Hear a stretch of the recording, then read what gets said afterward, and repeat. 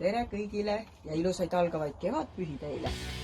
Täna siis teeme meisterdanna sihukese lihtsa lilleseade, kus te võite kasutada kodus olemasolevaid klaasnõusid erineva suurusega. Minul on siin sellised. Ma panen nad üksteise sisse.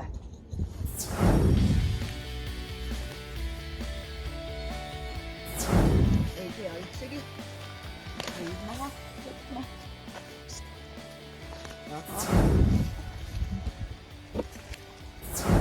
Kasetoht, muidugi, kajutid,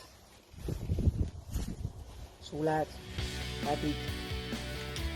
Ja mina mõtlesin, ma panen siia kausside vahele. Teie võite siia panna, mis teil käepärast on. Siia võib ka panna sammalt. Seda ma panen ka. Võidame siia veel sammalt.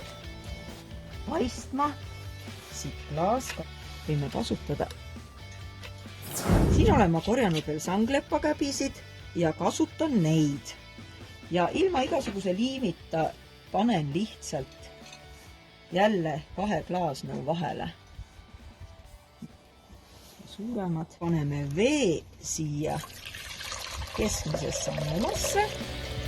Meil on küllalt lai nõu, siis me teeme väikesed, minul on müstikavarred. Paneme need müstikavarred kõik siia vette. Teeme siuksed lühikesed vaiksed. Varevad rohelist värvi siia. Selline ta sai. Meisterdamist.